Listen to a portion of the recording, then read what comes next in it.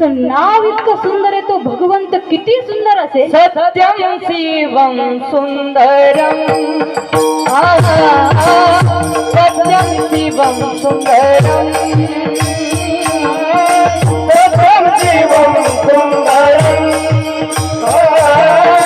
सत्यम शिवम सुंदरम रामावत में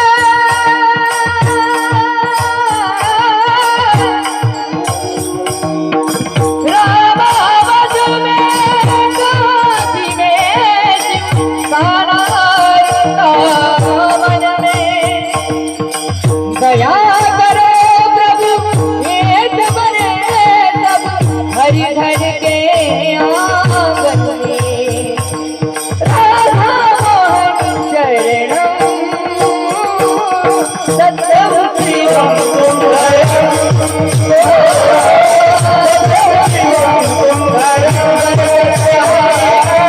सत्यम शिवम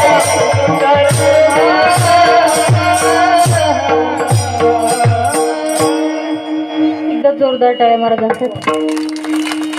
जीवावर आले म्हणे टाळ्या वाजू नका, जोरदार टाळ्या.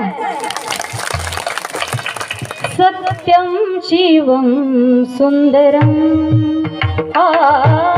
सत्यम शिवम सुंदरम सत्यम शिवम सुंदरम. ही सृष्टी जर इतकी सौंदर्यवान, तर हिला बनवणारा भगवंत किती सुंदर असेल. प्रत्येकाच्या हृदयामध्ये विचार निर्माण व्हायला पाहिजे. खरं तर आपण या सृष्टीचा विचार केला नाही, पण या संपूर्ण सृष्टीचा विचार आमच्या शास्त्रांमध्ये केलाय. 12 दर्शनशास्त्र आहे, त्यातले 6 आस्तिक आहेत आणि 6 नास्तिक आहे. त्या शास्त्रांमध्ये या सृष्टीचा विचार केला. पण शास्त्रामध्ये सृष्टीचा विचार करण्याचं कारण असं की आपल्याकडे कृतीकडे पाहून निर्मात्याकडे जाण्याची प्रक्रिया आहे. अगदी सोपं सांगते म्हणजे कळेल. सामान्य मनुष्य जर एखादं गाणं ऐकत असला तर ते गाणं फक्त ऐकतो किंवा ऐकतही नाही.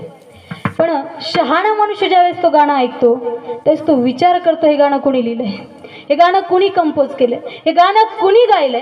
म्हणजे त्या गाण्यावरून ज्यानं गाणं निर्माण केलं त्याच्यापर्यंत जाण्याची प्रक्रिया आहे. म्हणजे कृतीकडे पाहून निर्मात्याकडे जाण्याची प्रक्रिया आहे.